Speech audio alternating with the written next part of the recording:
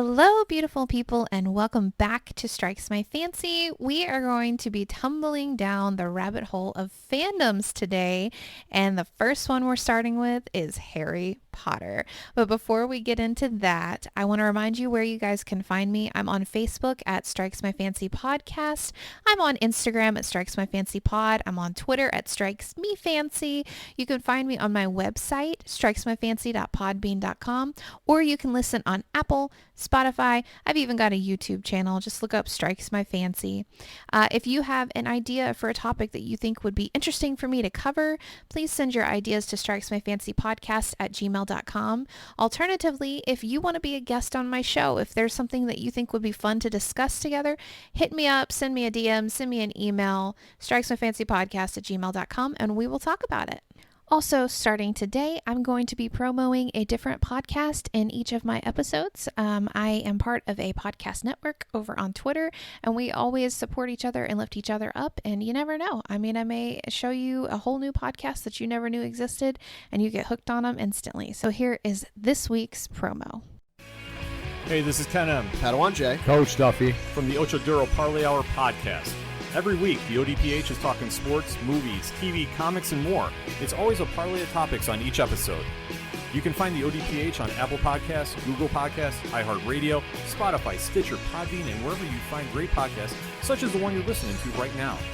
Don't forget to check out OchoDuroParlayHour.com, where you can find the links to all of the ODPH social media accounts, links to the bands whose music you hear each week on the show, hashtag 607 podcast info, and parlay points, our companion blog section of the show.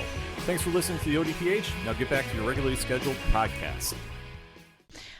Today, we are going to be talking about Harry Potter's craziest fan theories. This may turn into like a series in and of itself. It's definitely a fandom series that I'm going to be covering, but the Harry Potter aspect, there were just so many theories, and the more I researched them, the more went into each one. So today I've brought in the expert on Harry Potter, probably knows Harry Potter better than J.K. Rowling herself. Oh, let's not go there. Jamie Ferreira. Hi. She is my Hufflepuff friend. I am a Slytherin, and so it really doesn't make sense that we'd be best friends, but we are. It works out. It works out very well. So today I'm going to kind of give the theory and the person's reasoning behind it. And then Jamie is going to give her thoughts. And then what did you do? Like a opposite? I got way too into this. So I just kind of wrote down like what I thought based off of each one that you gave me. And I tried to understand like the origin, like why it would become a theory at all. So you were kind of theorizing who theory did, basically where their head was, right? Exactly. Okay. And then I came up with like, okay, well, here's why this kind of makes sense. And here's why this totally doesn't make sense. So now I have like 15 pages about it. I'm so ready. Me too. Okay. I'm going to start out with a simple one that I think is pretty easy to refute just because the other ones are so intense. Well, let's go with one that I actually kind of believe. Okay. Okay. This is the obstacles that Harry, Ron, and Hermione face in the Sorcerer's Stone foreshadow the rest of the series. And I will give you the examples. So, in the first obstacle, they face the Devil's Snare, which is kind of equivalent in the second book to the Whomping Willow. Oh. Okay. And then in the Winged Keys room where he has to fly the broom, it kind of represents in the third book the Quidditch match where the Dementors attacked Harry. Okay. And then the next one is the Graveyard Chess match, which I never realized as many times as I've watched that. Which, by the way, Jamie and I do a full Harry Potter marathon every year. We get into it. This is our third or fourth year now? This will be our fourth year. Yeah. Where we sit and watch the entire movies minus the Fantastic Beasts and Where to Find Them from start to finish, 21 hours together. And we are pretty much the only two who have stayed awake the whole time and watched it. Knowing that, the fact that I never noticed it was a graveyard is insane to me. But the Graveyard Chess match is equal to the Maze and the Graveyard match against Voldy. And then the Troll that they face is equal to Gwarp in the Forbidden Forest when they face him. Then the potions, it's an emphasis on Slughorn and the Half-Blood Prince potions book that Harry finds. And then the last one, Harry faces Voldemort in Quirrell, which in the last movie, he faces full-form Voldemort. Yeah. So, what's your take on that? So it's funny because when you mentioned that, I had never really thought about that before. I hadn't even heard of that. I don't remember. Really? And so I started thinking about it, and I went through book by book, and all of the You're so smart. No, I didn't even... all of the matchups that I came up with are different than what you have. Are you serious? There's more? Oh my God, it's share. just, this is what I came up with. So my list was, do you hear me flipping through my notes? So I said that the Devil's Snare looks like a snake. So that's why I thought that could be Chamber of Secrets. Okay. Because it's like the basilisk. Flying Keys, I thought it was like flying buckbeak to save Sirius. Yeah, that's right. For the chess match, I don't know if it's necessarily a graveyard. I think they think it's a graveyard when they first walk in, because with the lights down, that's what it looks like. Okay. But I thought that chess match was supposed to be symbolic of a competition, like the Triwizard Tournament. Okay. So you still chalked it up to the same sort of thing. I thought the troll was supposed to be Umbridge. Well, let's be honest. She was a troll. I know. And then the potions, I thought that was supposed to be, because that's Snape's defense of the stone, I thought that was supposed to be the big reveal that Snape seems to be a bad guy in the 6th one. And then 7th one, I had that facing Voldemort. Well, and then there's parallel between Snape and the potions class. I mean, he did teach the potions class, so that makes sense. And then, it also obviously makes sense, though, having to, Slughorn and getting his memories, such a big part of the 6th one. So that does make sense, too. That is a really interesting one. I never noticed that parallel before. I wonder if it's intentional or it's just a funny coincidence. Well, the thing that I kept seeing is whether she is that intelligent or just the fandom thinks she's that intelligent. J.K. Rowling, everybody believes everything is intentional, and she weaves all these things together, and they have a purpose. Yeah, and there is stuff that in the series that does actually become important way before you think it does. Right. So I do understand why people will see this and think that it could be intentional, because there's a lot of stuff that plays into that. One of my favorite ones is the necklace in the Half-Blood Prince that is supposed to be brought to Dumbledore and is cursed and ends up cursing Katie Bell, I think it is. That necklace is presented in Chamber of Secrets and is in Borgin and Burke's when Harry goes in there by accident after the flute powder. So it was planted. Yeah, and you can actually see there's a label with the necklace that says "Do not touch." It's cursed. It has cursed 7 Muggle families or something like that. And they describe the necklace, and it's the same necklace that's in Half-Blood Prince. Gosh. And it seems like too much of a coincidence for it to not been planned. So I can totally understand why people will think this is pre-planned, and it very easily could be. Yeah. I mean, some of the theories that they came up were so far-fetched because it was almost like they were personifying these people as if they really existed in history. Yeah, and it's fun to think about. At the end of the day, this stuff is just fun to think about. But I think it just goes, nobody wanted this to end. Yeah. Nobody wants Harry Potter to end. We all want our Hogwarts letter at some point. So I think that's... It's coming. Yeah. Always holding on hope. I'm 28 now. Can I still go? I'm 30. So we just live on through this kind of magic, just reimagining things. It's fun, man. Yeah. So this one kind of made me laugh, but then when I researched it, I was like, oh my God, I could believe this. So this one is Ron is Dumbledore.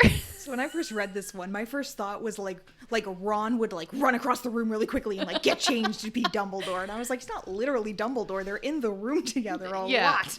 Well, it's really interesting. Okay, so everybody calls him affectionately Ronbledore. This is why. Okay, so number one, their physical appearances are described very similarly. They both have red hair. They both, supposedly, back in the day, Dumbledore was mentioned as having red hair. Okay, I see your eyes. I see them. Hold on, skeptical. I'm listening. Okay, red hair, large hands, both tall and thin. Both have kind of long, thin noses. Plus, Dumbledore has a scar on his left leg, and Ron's leg gets injured in Prisoner of Azkaban, though it doesn't mention which leg. There's a recurring theme. Okay, this one threw me for a loop. There's a recurring theme of socks.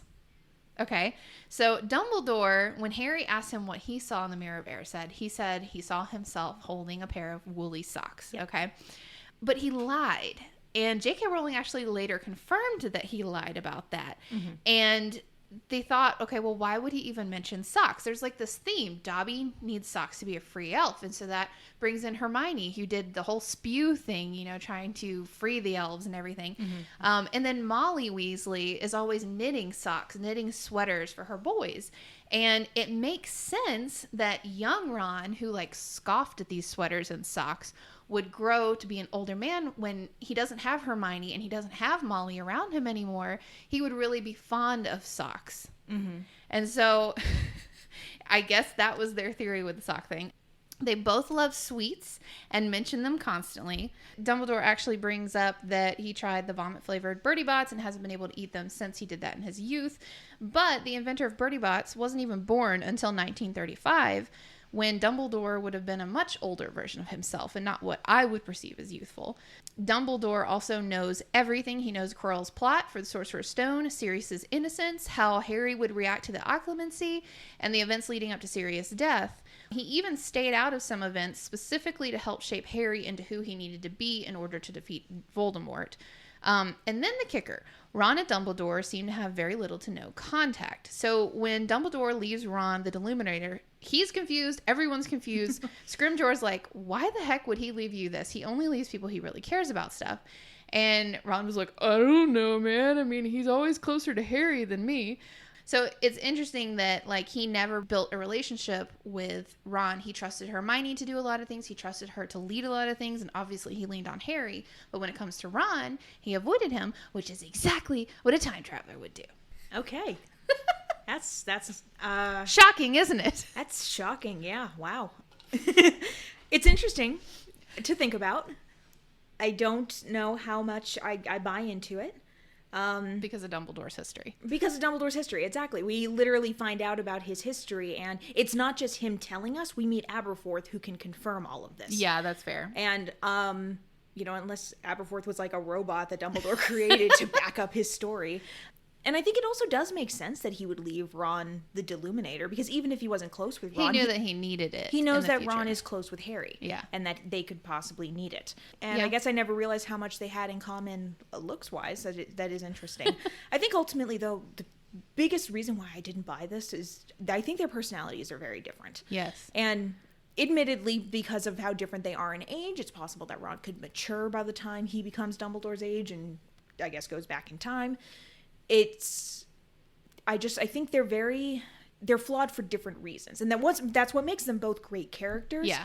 But it just makes them very different. I think that Ron is very flawed in his insecurity. Yeah. A lot of the stuff that he does... He doesn't believe himself. Exactly. A lot of the stuff that he does is driven by his insecurity. Meanwhile, I think Dumbledore is often driven by arrogance, unfortunately. That's a good point, yeah. And he spends a lot of his life, questing after the Deathly Hallows, and I do think they're very different characters, but it is interesting to think about, even if I don't necessarily buy it. It's a fun theory, but with everything we know, and Dumbledore being gay, although sexuality is fluid, so, you know, maybe that time of his life he liked men. My one defense that I had for why this makes sense, I was like, they both care about Harry. Besties, even when time traveling. Yeah. Oh my gosh. Also, what a dick move to not just tell Harry, like... Right? I know who you are. Hey, mate, you're gonna have to die. Also, I feel like if Ron were to go back and be a time-traveling Dumbledore, he would so pick on Harry. Like, he would do all kinds of crap as headmaster. He'd have fun with it. Just to make Harry like, what the fuck? To be fair, Dumbledore does do that a little bit. He does, but not to the extent I think Ron as Dumbledore would. God, imagine if the twins went back in time and were headmaster. I actually have a theory about one of the twins. So. Oh my God. Okay, so the next theory, honestly, I could see it happening, is that Mary Poppins and Harry Potter happened in the same universe. Okay, so the theory is that she trained at Hogwarts probably before Harry or Voldemort were even there, and chose to return to the Muggle world without giving up her magic. She clearly, in the movie, uses levitation and flying spells, plus she has that magical holding bag that's a lot like Hermione's. And then I guess they theorized that she puts her wand inside her umbrella because Hagrid did it. Why not? And then the only person she can't explain herself away to is the chimney sweep, which theorists surmise he's maybe a squib or a fellow wizard and already knows her secrets. That is really interesting. I had heard the fan theory before that she's a Time Lord, like in Doctor Who, but I hadn't really stopped and considered that it could be part of the same universe as Harry Potter, which makes sense because the magic is very similar. Yeah. The bag, when I heard this theory, my first thought was the bag as well. I mean, how many times as a kid did you like try to make that happen? Yeah, as a kid now. I wish my purse was never ending. I act like it is. I just throw everything in there and I'm like, oh, why is nothing else fitting? Why does my bag weigh 20 pounds right now? Yeah, why can I not fit the entire Harry Potter series in my purse right now? But the magic is very similar, and I can totally get that. The thing that's making me question the legitimacy of it is Mary Poppins. I don't know the exact year that takes place, but it's in the early 1900s, probably the 1910s or 1920s. Right. So law-wise, like in terms of what you can legally do as a wizard, it's probably very similar to the laws in the Fantastic Beasts movies, which take place in the 1920s. Right, and they're in the Americas, but it would be probably similar. Probably at least similar enough that it makes me raise an eyebrow. And so if it is very similar, she would get flagged. She would get in so much trouble. Are you kidding me? The Banks children have seen so much shit. Yeah. Like, holy crap. They jump into, like, a magical world where they're... Chalk painting. A chalk painting. Where did she go? They're riding horses made out of chalk. And they're being served by dancing penguins. Like, the stuff that these children have seen. Yes. Like, oh, she would get in so much trouble by the ministry with all the magic she's doing in front of muggles. It would not fly. Well, yeah, and not only that, but she was clearly doing wandless magic because she'd snap her fingers and clean the house, which I would love to have that ability. But yeah, I mean, I agree with you. I think poor Harry, I mean, he got reamed for saving stupid Dudley from a Dementor. Who already knows that magic exists. That's the one thing that makes me so mad about that, is the fact that, first of all, he's saving somebody's life. Yes. Second, so you'd think he would get at least... I mean, I was kind of rooting on for him to let Dudley die, but... No, Harry's too good of a person to do that. And it's like... Well, I am the Slytherin here, so... And Dudley already knows that magic exists. It's not like Harry is exposing his world and letting people know that magic exists. That's Dudley true. already knows. And so he's getting almost expelled from Hogwarts for saving his cousin's life. Right. Who it wasn't even a secret from that he was a wizard. Meanwhile, Mary Poppins is snapping her fingers and cleaning rooms and giving them like LSD dreams of chalk paintings. And it's totally fine, apparently. And then she just gets up and leaves and goes to the next family where she can traumatize more children. That's what I was thinking. Like, this would cause severe trauma if it actually happened in the real world. Like, kids might think it's all fun and all that stuff. But then, like, when you got to thinking about it, you'd be like, how the freak did she change the medicine colors? And those kids would be so excited to tell people. It's like, in the movie, like, they're telling the adults sometimes, and the adults are like, that's nice, honey. And it's like, eventually, at what point do they become concerned for the children's mental health because they really believe this all happened? And it did, but they don't know. And they, like, the whole time in Mary Poppins, they're like, oh, this is just children's imagination. But in the Muggle world, they would have been like, wizards. you know, like, they know they exist. It's just shameful to be associated with them. Yeah. Which takes me to my next theory that I don't quite understand. Okay. So basically the theory is that they're trying to explain why wizards have to hide their magic. Okay, that's where this theory even came from. So basically the theory is that maybe Muggles and wizards had already fought each other and the Muggles had won in the past. So whether it was by their sheer numbers or guns being more effective than magic, or maybe Muggles even found a way to nullify magic way back in like the Middle Ages, it had sent the wizards into some sort of hiding or being checked. So in Goblet of Fire, the Minister of Magic makes a comment that he has to let the Prime Minister know he's bringing a dragon into the country. Why? Why is he looking to the Prime Minister as some sort of authority, right? That's not a rule that a wizard would make. Like, if you're thinking, oh, I'm all powerful, you wouldn't bow to somebody in the government. Furthermore, the Ministry of Magic sounds more like a department than an actual government of its own. So it's not like the wizard government. It's like the Ministry of Magic is within, I guess, the British government. It's like a department within. Yeah, I think I know what you're saying. Okay. This person even went so far as to say that the wizards that you see at Hogwarts aren't as powerful as like the founding wizards like Godric and Salazar, that they, I guess, had let themselves kind of grow lazy and complacent, that they didn't experiment with magic anymore. Like, why? Why not experiment? Why aren't they creating these magical artifacts like the Time Turner and the Sorcerer's Stone, which Nicholas Flamel was ancient? Why was nobody trying to make a new one? Like, all of these things. And then you have to look at, like, the Ministry of Magic. They require you to register your magic spells. They require you to register as an animagi. They require you to turn in the artifacts and then just collect them and keep them or destroy them. So it kind of makes you wonder, like, if back in the Middle Ages, the Muggles had conquered the wizards and then set up this government to keep them in check, but then kind of made the wizards think that they were doing it to themselves. And then as it just trickled down through time, they kind of forgot who did it. Okay. That's really interesting. It's really depressing. It is kind of depressing. You want to know what it reminds me of? It reminds me of like the war between the mutants and the humans in X-Men, or at least how like Magneto thinks mutants are so much better, right? And why should they have to hide? Yeah, and then Professor X is kind of like, because they'll experiment on us. I mean, there's a number of Marvel people that will prove that true. Yeah, that is the first thing that I thought of too, is that if I found out that magic was real and I couldn't do magic, I would be so jealous. And Vindictive AF. I don't know if I would go so far. Okay, Miss Slytherin. Yeah. But it would make me wonder if there was a way that I could, somehow even just have like a little bit of it, because if I could just apparate. I want to be able to apparate places. How great would that be? You wouldn't have to drive. Okay, but anyway, besides the point.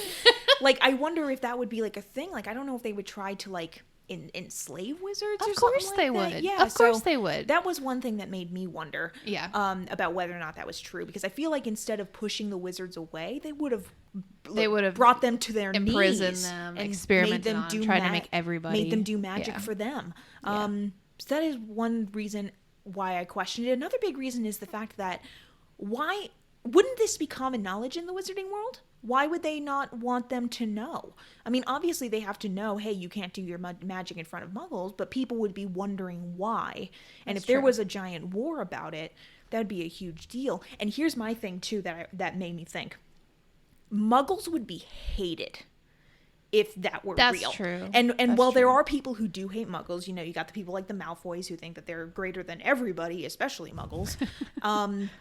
Everybody would hate Muggles though if they saw that Muggles were like this evil and awful. They kind of just look at Muggles as like stupid, powerless little peasants, Yeah, but I feel like Voldemort would go to war with the Muggles as opposed to Harry Potter. I feel like there would be like a larger level of angst and fear towards humans if they knew that humans were capable of that. And they don't really show it in the movies very much, but in the books you get to experience, and I put experience in quotes because apparently it's very dull, the history of magic classes with Professor Binns, who is so boring apparently. And it's like, you're telling me that in 6 years at Hogwarts that we see Harry and Hermione and Ron go through, they never hear about a magical war between the humans and the wizards that the wizards lost. I don't necessarily buy that it actually happened, but it is interesting to think about because you're right. That they keep themselves separated from wizards. Yeah, and I tend to agree with you that it's definitely the whole mutant idea. Like, nobody wants to be experimented on. That would be enough for make me want to conceal that. And they might also think that Muggles aren't worthy of seeing magic. Like, they think that magic is such mudbloods. Yeah, it's such an amazing thing, and you're not worthy of seeing it. And they think that Muggleborn shouldn't even be allowed to learn magic simply because they think Muggleborn should be alive. Yeah, literally. Yeah. And so I question the validity of it, but it is interesting to think about. So this theory, honestly, it was just like somebody was bored and just trying to come up with a theory in my mind. So this one is that Arthur Weasley was under the Imperius Curse during the first war with Voldemort. Okay, so there's some throwbacks during the books that seem to imply maybe he was a victim of it, but there's no real outcome or reason to suspect it. So somebody was clearly just bored. Reason number 1, the timelines match up. Okay. Woohoo! Reason number 2, Arthur and Lucius do not get along well, and he seems to have disdain for him after he claims the Imperius Curse. Okay, so obviously Arthur and Lucius are not... Why am I poking holes in it? That's your job. Okay, I'm just going to present it. We both can. Okay, well then why would Arthur and Lucius be friends? One's from Slytherin, one's from Gryffindor, and clearly Lucius is an a-hole, though he may be hot in my mind. Oh my God, get over it. He's not. But then, Lucius claims that he was under the Imperius Curse the first time with Voldemort. But then that's obviously a lie because he goes right back to him. Well, that's the whole thing. So the reason when Voldemort first falls, they didn't know that he was going to come back. Nobody knew about the Horcruxes. They thought he was dead. They thought he was dead. So that's why they were defending themselves. They were trying to save their own ass. And nobody really bought it. But they also couldn't prove him wrong. Yeah. Well, and then the only other thing, and this is the only real clue that I would ever say put Arthur under the Imperius Curse, which, by the way, for anybody who doesn't remember what the Imperius Curse is, it's basically it makes you do things without you wanting to do it. It basically makes you a puppet. Yeah, you're a puppet. the biggest piece of evidence is that Ron is under Moody/Crouch Jr.'s tutelage, and he is going through the 3 unforgivable curses, and the first one is the Imperious Curse, and he asks if anybody knows what it is, and Ron immediately says that he knows what it is. And Crouch Moody responds with, yes, your father would know that one. So people were like, oh, that means he was under the Imperious Curse. But I'm like, he didn't do anything, though. Yeah, the Imperious Curse, like, first of all, who was doing the Imperious Curse upon him, and what was he being forced to do? Exactly. He was innocent the whole time. He never did anything. Yeah, he was on the same side that he's on during the Second Wizarding War that we actually see in the books. So what was... He never flip-flopped. Yeah, what was he doing that was different? I think somebody was just bored and was like, ooh, that means something. Well, what I always assumed that to be is the fact that, well, first of all, he works for the Ministry of Magic. Like, he's going to hear about the Imperious Curse simply from... Yeah, because his dad deals with that kind of stuff all day. Yeah, exactly. He works in the what's the official title? Like, the people who use magic on Muggle artifacts that they're not supposed to, and then gets into the hands of Muggles and stuff like that. So, I mean, it's possible that maybe a wizard did like the Imperious Curse to a Muggle, and somehow he found out about it because it's kind of related to his department. Right. I think I just don't feel like there's any beef there. Like, there's no actual real meat to that theory.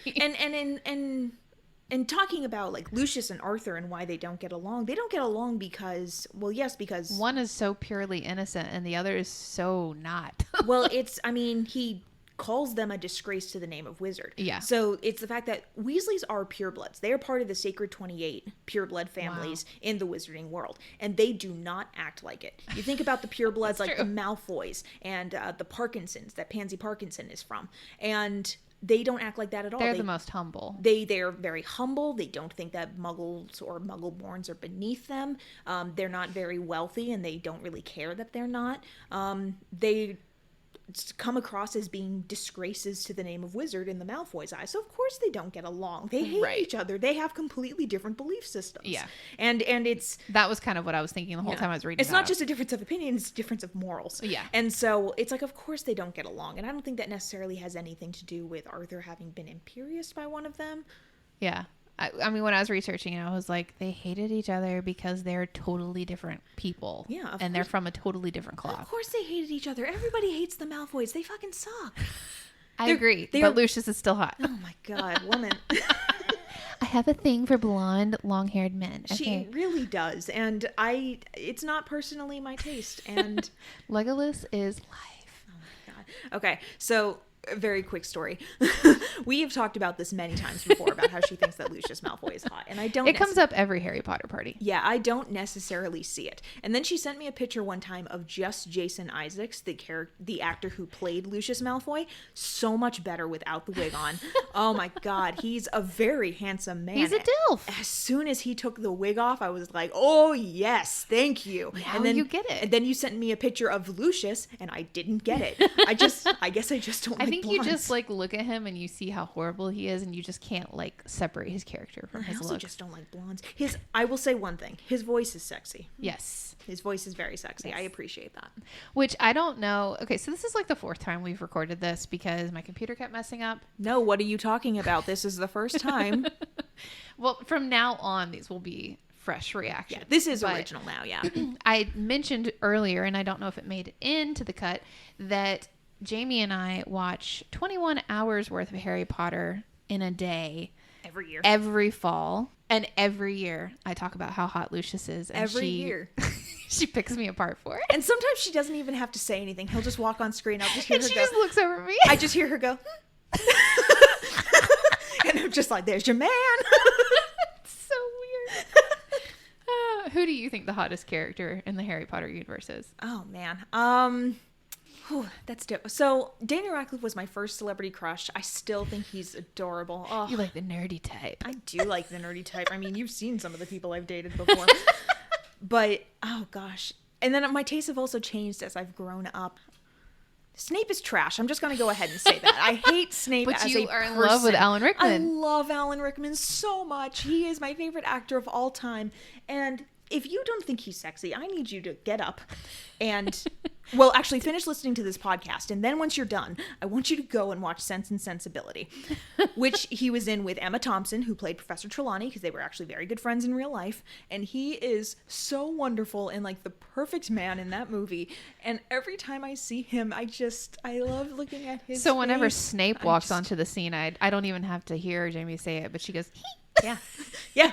And you want to know what? He's not blonde. no, he's not. Okay, all right. So the next theory, now that we've gone down that rabbit trail, was that Quirrell was trying to take out Neville during his first flying lesson. That's really interesting. So we all know that Quirrell tried to take out Harry Potter during his first Quidditch. Was it his first Quidditch match? It was like, I think it was his. It was his first Quidditch match, okay. Yeah. And they thought that it was Snape originally because he was sitting there doing blah, blah, blah, blah, things. And yeah, with that mouth of his. Sorry. And then they found out later that it was Quirrell. And so the theory is that if you remember when Neville first hopped on his broom, he almost died. The thing went bonkers, and the only thing that saved him was his neck robes, which his Remember-All reminded him to wear that day. Okay, so the theory was that Quirrell was trying to take out both of the chosen ones. Which, if that's the case, he sucks because he didn't do it for either one. Yeah, my question about this one. So the thing is that by this point, Neville was not the chosen one. No, okay, but so, they always parallel the two of them. So here's the thing about the prophecy. The prophecy could have gone either way. Mm-hmm. All of the details match up for both Neville and Harry. They're both born at the end of July. Their parents thrice defied the Dark Lord. Yeah. What makes Harry the chosen one is the fact that Voldemort believed the prophecy was about him. That was who he thought the prophecy was about. He didn't even really think about Neville. And so he went and targeted the Potters because of it. Yeah. By doing that, he marked Harry as his equal, he made Harry the chosen one. So by the time their first year rolls around, it doesn't matter. It doesn't matter what Neville does now. He's just off to the side. He's not necessarily important anymore in Voldemort's eyes. He's no longer the chosen one. He might not even really been thinking about Neville at that point because he didn't think of him in the first place. Yeah. It does kind of make sense that you'd think, better safe than sorry. Let me try to take out both of them. But that's why I doubted it, because Voldemort is not stupid. He'd make some stupid choices, but he's not necessarily stupid. So I think he would have realized it doesn't really matter what Neville Schlongbottom's doing. Schlongbottoms. I mean, he turns into Schlongbottoms, doesn't he? I can't take credit for that, by the way. If you have watched a Harry Potter musical by Star Kid, you know they call him Schlongbottom. That's amazing. Also, look up a Harry Potter musical. It's so much fun. Have I made you watch that yet? No, the only thing I've seen is Snoop, Severus. That's Snape. not fun. Dumbledore. I know. Yeah, that's Potter. That's Potter Puppet Pals. Yeah. Okay, so going on with another theory about Neville. And actually, I don't feel like this was a theory so much as just like, oh yeah, that's what happened. So Neville wasn't a bad wizard. He just had the wrong wand. Okay, so we all know that Neville had a glow up. It wasn't just his looks, it was his magical ability too. So Neville wasn't rich, and he lived with his gran after his parents passed away. Plus, he seemed kind of the sentimental type, right? His parents are still alive, actually. They're just in a mental hospital. Oh, I didn't know that. Yeah. See, I learn new things every time I'm with you. Yeah, they were tortured to insanity by Bellatrix Lestrange. That's why For some reason I thought they were dead too. I think a lot of people think that because they don't come in very frequently. But they're in the mental hospital. They're crazy. Yeah, they were tortured to insanity by Bellatrix Lestrange, which is why she taunts him at the Department of Mysteries. I thought she had killed them, and that's why she taunted them. No. Okay. No. So you actually meet them in the books. Oh, okay. Yeah, I haven't gone through the books. I've only gone through the movies. I'm halfway through the books. Yeah, they meet them. This isn't necessarily a spoiler, but because of course, Mr. Weasley is attacked in the fifth one. They go to visit him at St. Mungo's, and while they're there, they run into Neville and his grandmother, who are there visiting his parents. Okay, see, I'm about to start the fifth book. Yeah. Okay, so that makes sense. So anyway, because his grand doesn't have much money, he uses his dad's wand, and this is actually confirmed because when they're in the Department of Mysteries, I think a Death Eater breaks his wand and then kicks him in the face. Yeah. And he mentions shortly after, when he's helping move Hermione, who's stupefied, he says, oh, my grand's going to be so mad because I just broke my dad's wand. And so it's like the wand chooses the wizard. Yeah. And this whole time he was using his dad's wand. He never had a chance. Yeah, that is I think of all the theories that we've seen so far, I think this one is so far the most plausible. Yeah. Because then books 6 and 7, he's like a totally different wizard. He's so much better. He has a different wand. Besides just being hot. Like, yeah. So here's the thing. I don't necessarily know if it's the wand so much as just his confidence in himself. That's true. We were talking about Ron as well, and Ron being very insecure. Neville is also very insecure. Oh, yeah. He thought that he was a squib. Like, his whole family thought that he was a squib for a lot of it because he wasn't really presenting magic. But is it because he wasn't using the right wand? Well, they didn't realize that he was magic until he was dropped out of a window by his uncle and he bounced when he hit the ground. And they were like, oh, great, he's magic.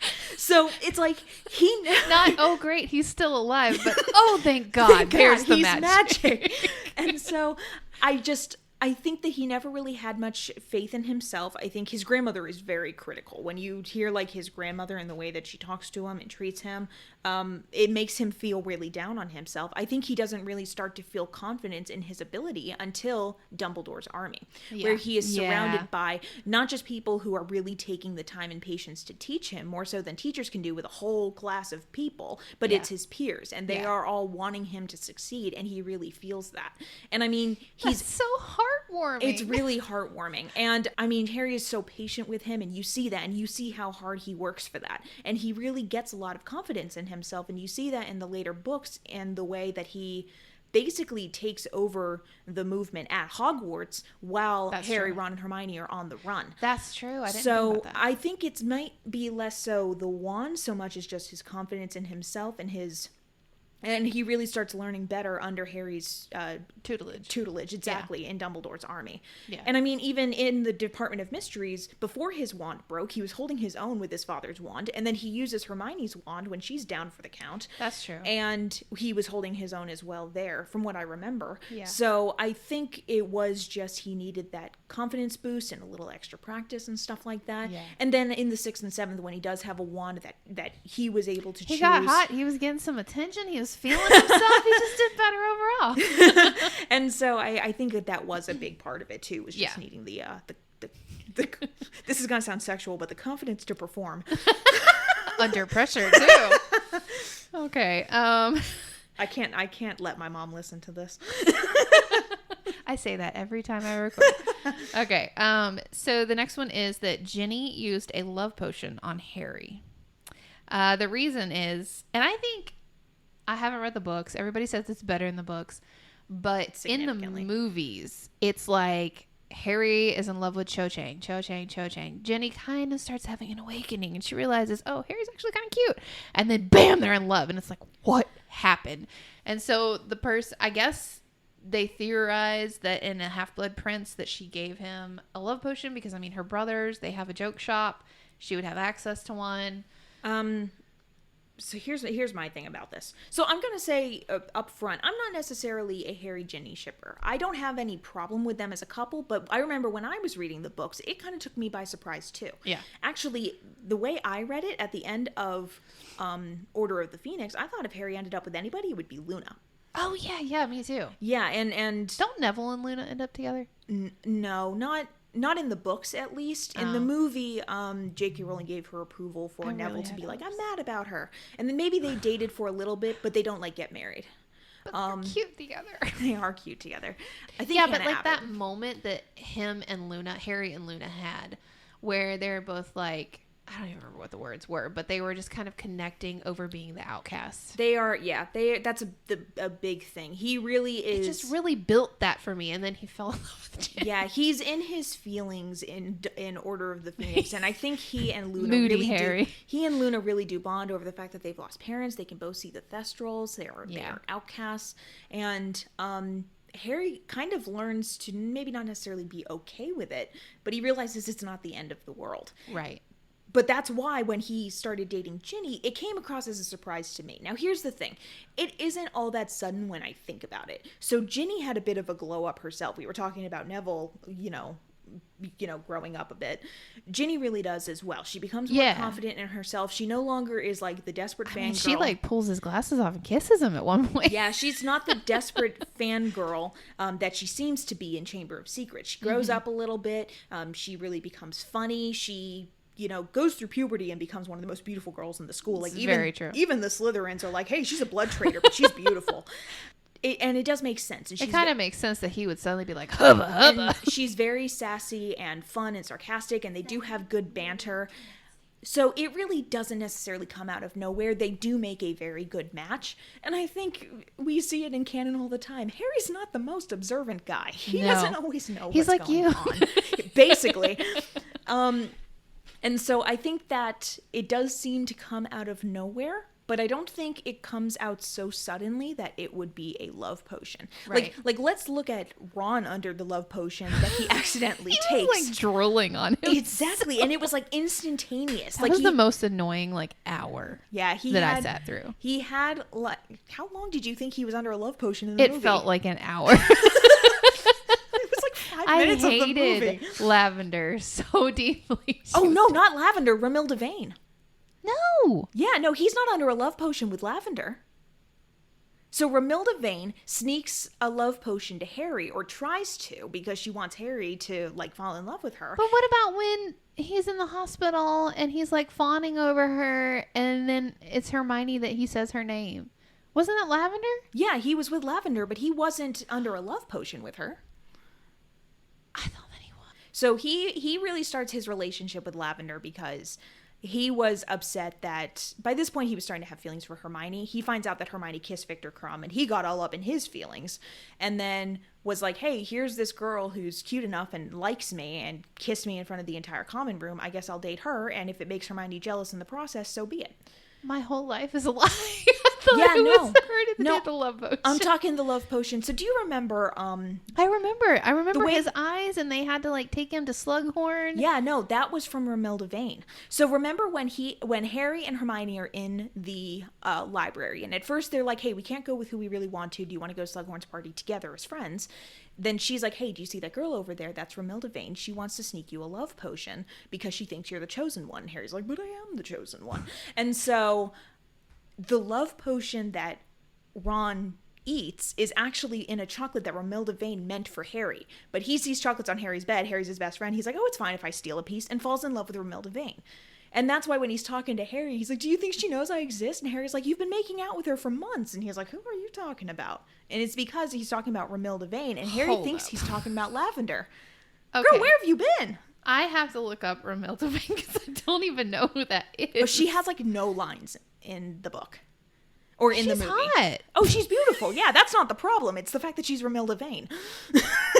Okay, I'm going to watch these movies with you next time. We watch these movies every year. I told you. I learned something new every year. Yeah, and then I literally thought it was Lavender. And he looks at the note, and it's a picture of Romilda Vane, shooting him a kiss or something like that. And so it is so instantaneous that Ron falls madly in love with Romilda Vane that Harry would know that he was in love with Ginny way before it actually does. He starts realizing he likes her perfume and thinks she's pretty and gets butterflies, and he's like, oh, this is unusual. And then he realizes would be way harder it's a crush on Hermione. Yeah, exactly. It would have been full stop. And then you want to know another thing too, is that half of Half-Blood Prince, more than half of Half-Blood Prince, he is obsessed with Draco Malfoy. And he because isn't there a fanfic that they're gay for each other or something too? Oh, honey, that's half the fandom. I thought that could be another series that we do, is reading fanfic to each other. Girl, okay, I'm not even embarrassed about it. I read more fan fiction than I read books nowadays. And I read them from multiple couples, multiple storylines. I could get so into it. But anyway, yeah, so he is so obsessed with Draco Malfoy that if he were under a love potion, he would not be thinking about anything besides Ginny. That's true. That's very true. It would be entirely thought-consuming. And then I think another big thing is that he breaks up with Ginny at the end of 6th year to protect her because he loves her. And he wouldn't be able to do that. If he was obsessed with her, I don't think he would be able to. I don't think he would be capable. Even to save her. Yeah. So I don't think it was either. I had doubts about it, but I think that maybe comes from people who, kind of like us. At first, it seems like it comes out of nowhere, but... Okay, so we are halfway through the fan theories that I sent to you today. So we are going to end this episode here, and then the next episode is going to be even more intense. Some of the bigger and the biggest theory that I am just dying to hear her take on. whether Minerva McGonagall is a Death Eater. So if you want to hear that, come back for the next episode. She can't eat. She's speechless. She has no words. No, she's not. All right. I guess I'll see. Yes, we will see. So we will be back with the Harry Potter craziest fan theories with an episode 2. So don't forget, guys, question everything, never stop exploring, and above all else, stay curious.